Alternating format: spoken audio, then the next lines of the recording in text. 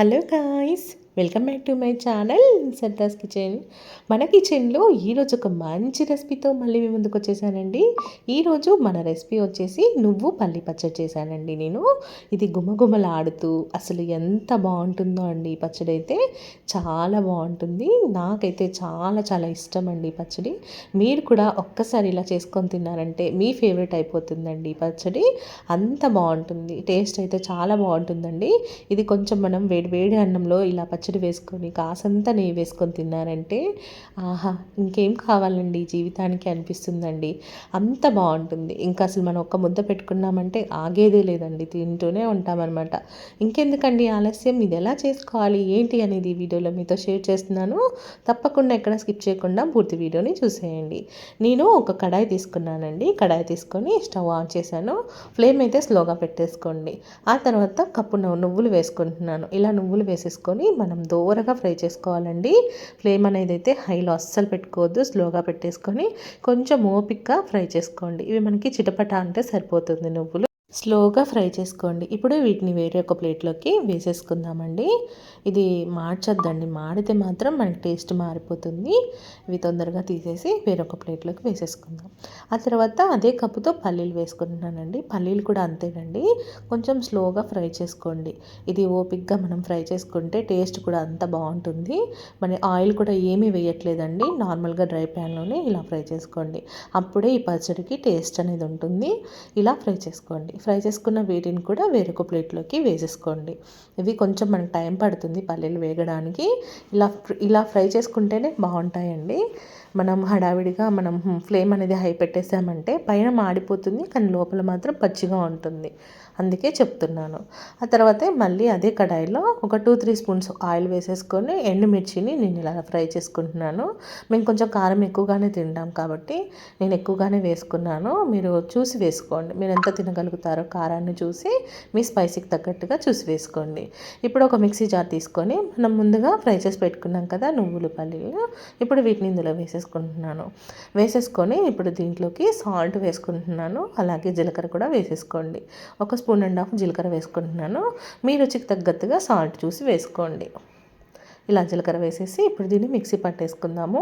మీకు వీలుండి టైం ఉంటే కనుక రోట్లో దంచుకోండి. రోట్లో మనము ఈ పచ్చడి నూరుకున్నామంటే టేస్ట్ ఇంకా బాగుంటుందండి.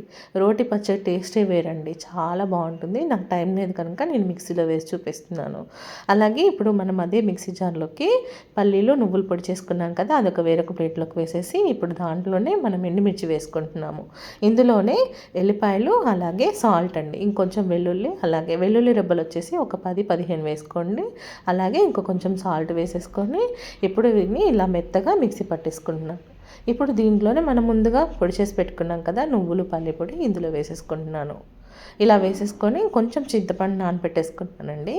ఒక చిన్న నిమ్మకాయ సైజ్ అంత చింతపండు నానబెట్టేసుకొని ఈ చింతపండుని కూడా ఇందులో వేసేసుకుంటున్నాను. వేసేసి కొన్ని కొన్ని నీళ్ళు వేస్తూ మీరు అడ్జస్ట్ చేసుకుంటూ మిక్సీ పట్టేసుకోండి. మెత్తటి పేస్ట్లా చేసేసుకోండి. మరీ మెత్తగా చేయొద్దు, కొంచెం బరకగా పట్టుకోండి. ఇప్పుడు ఈ చట్నీని మనం వేరొక ప్లేట్లోకి వేసేసుకుందాం. ఇప్పుడు వేరొక ప్లేట్లోకి వేసేసుకొని ఇప్పుడు ఈ చట్నీని తాలింపు వేసుకోవడమే అండి. చాలా బాగుంటుంది ఇది. నేను వేరొక గిన్నెలోకి వేసేసుకుంటున్నాను. చూడండి, కొంచెం బరకగా ఇలా ఉంటే మనకి ఏంటంటే తినేటప్పుడు అక్కడక్కడ పలుకులు తగులుతూ చాలా బాగుంటుంది. ఇప్పుడు దీంట్లోకి తాలింపు వేసేసుకుందామండి. తాలింపులోకి వచ్చేసి నేను జీలకర్ర, ఎండుమిర్చి, అలాగే తాలింపు గింజలు, కరివేపాకు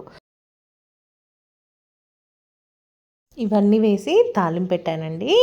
చాలా బాగుంటుంది, గుమగుమలాడిపోతుందండి మన తాలింపు. పచ్చడి తాలింపు చాలా బాగుంటుంది. మీరు కూడా తప్పకుండా ట్రై చేయండి. ఇది ఒక్కసారి ఇలా కలిపేసుకుందాం. మొత్తం మనము ఈ తాలింపు వేసాం కదా, ఒక్కసారి ఇలా కలిపేసేసి మనం వేడి వేడి అన్నంలో వేసుకొని కొంచెం నెయ్యి వేసుకొని తిన్నామంటే సూపర్ అండి, చాలా చాలా బాగుంటుంది. నాకైతే చాలా ఇష్టం అండి ఇలా చేసుకొని తినడం. మీరు కూడా తప్పకుండా ట్రై చేసి టేస్ట్ మాత్రం మీరు అస్సలు మిస్ అవ్వద్దు. నేను చెప్పినట్టుగా యాజ్ టీజ్ చేసుకోండి, చాలా బాగుంటుంది. ఇది మనకి 3 days అయినా ఈ పచ్చడి అనేది ఖరాబ్ అవ్వదండి, అలాగే ఉంటుంది. టేస్ట్లో కూడా ఏ మాత్రం చేంజ్ ఉండదన్నమాట. ఇది మనకి 2-3 days అయినా ఉంటుంది, ఎందుకంటే తాలింపు పెట్టుకున్నాం కదా. ఇందులో అన్నీ మనం చక్కగా ఫ్రై చేసి వేసుకున్నాము. అలాగే ఎండుమిర్చి వేసాం కదండి, మనకి పచ్చడి అనేది 2-3 డేస్ అయితే నిల్వ ఉంటుంది. మీరు కూడా ఖచ్చితంగా ట్రై చేయండి. ఈ వీడియోపై మీ అభిప్రాయాన్ని నాకు కామెంట్ రూపంలో తెలియచేయండి. ఈ వీడియో మీకు నచ్చితే కనుక ప్లీజ్ లైక్ చేయడం మాత్రం మర్చిపోవద్దు, లైక్ ఇవ్వండి. అలాగే ఫస్ట్ టైం మన ఛానల్ కొత్తగా చూస్తుంటే కనుక ప్లీజ్ సబ్స్క్రైబ్ చేసుకోండి. Thank you so much.